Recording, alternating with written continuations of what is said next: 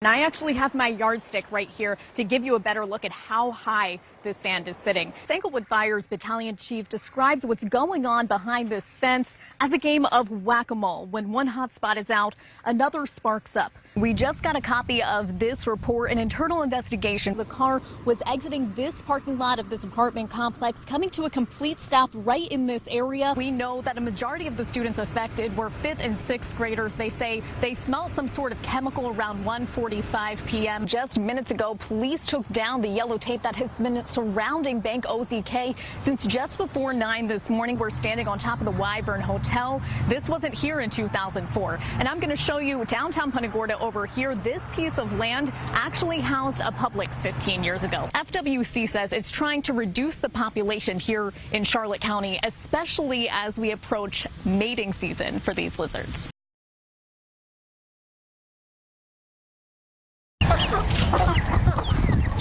Yes, yums. Carrie Dehart and her family raise livestock on their 12-acre property in Charlotte County. For years, she wondered why her weekly supply of 27 dozen chicken eggs dropped to just 2 dozen. For the longest time, we were not really sure what was going on. The culprit finally caught in the act. Inside that coop over in there. Argentine black and white tegus, a large non-native lizard known to prey upon native wildlife and some protected species. My son actually cornered one in the chicken coop itself. We really recommend that you keep your eyes out for these animals. FWC says it's received 14 sightings in Charlotte County, capturing 60 tegus since June, all within a 3-mile stretch off Washington Loop Road. Biologist Daniel Quinn says the lizards look for properties with shelter and food. Anything that will attract a dog, a cat, or a raccoon will also attract a tegu. After losing thousands of dollars in chicken egg supply to preying tegus, It is very frustrating. she wants her neighbors and the rest of Charlotte County to stay alert. To be aware of the tegus, what We really do love this park on Bayshore a lot. Kim Pacala's kids love Charlotte Harbor's Bayshore Live Oak Park so much, they wanted to stay on the swing while we talked with her this afternoon. But during a previous visit, the park had more orange than green. Maybe in October when I came, I may have seen some like orange netting up over here. Netting, barricades, and cones scattered throughout the park for months, keeping visitors away from the damage caused by Hurricane Irma. Nearly $900,000 worth of repairs are now complete, and the county is expected to finish its review in the next week. Frequent visitors like Charles Klopman say they see a big difference. Of these slabs, they repaired this railing here. But the construction workers won't clear out of the area for a while. Crews at the nearby Sunseeker Charlotte Harbor are building a boardwalk, just steps from where Bayshore Park's sidewalk ends.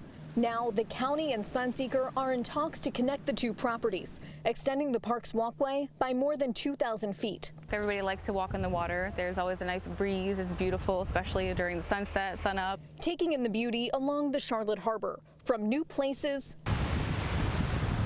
and old favorites. It seems like everything's back to normal. A stand-up kid. He would the type of kid that would, give you a shirt off his back. Robert Rivard's family has one less reason to celebrate this Christmas. His son, 20-year-old Chris McChesney, jumped from the top of the Skyway in the early morning hours on November 18th.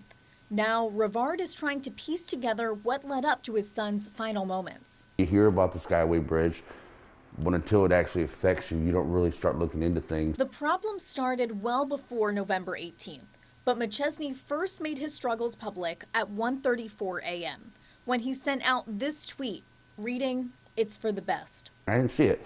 If I had seen it, I would have been out looking for him. FDOT's records show McChesney's car driving through the toll booth on the north side of the Skyway at 4:59.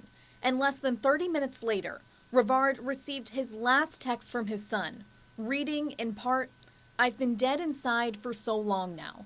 I've never loved myself or truly believed in myself." A driver called Florida Highway Patrol about McChesney's parked car on the side of the bridge at 5:25. A trooper arrived on scene 8 minutes later, only finding an empty vehicle and McChesney's cell phone inside. He felt like he was that he wasn't doing anything with his life, even though he had so many things going. So what are you hoping to get out of this? I'm hoping to have something done with the bridge so it makes it harder to jump. Rivard wants the Florida Department of Transportation, which operates the bridge, to add fencing or netting The Port Authority Police Department in New York added suicide netting to the George Washington Bridge in 2017, which saved 68 lives that year.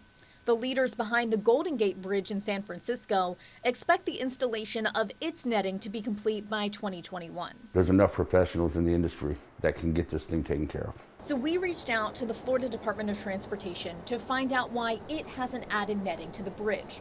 A spokesperson says engineers considered adding netting or fencing back in the 90s, but said they were left with too many question marks. FDOT says a fence would prevent officials from using the proper equipment to inspect the bridge. There would be issues with the aerodynamics because of the wind and height. Birds could get trapped, and the netting could push a jumper back into traffic during a failed attempt. But FDOT tells us that a Florida Highway Patrol trooper is always monitoring the bridge, hoping to deter people from jumping. There's cameras on both sides of the bridge and 6 phones, giving possible jumpers one last time to make their voice heard. What makes you feel like you don't care? Those phones lead to the Crisis Center of Tampa Bay. Our goal is to keep you alive in that moment and then to put together a plan so that you can stay alive moving forward. CEO Clara Reynolds says only a handful of people pick up those phones at the top of the bridge every year. But when they do, it deploys a FHP trooper to the scene and lets Crisis Center staff talk to the person reaching out for help.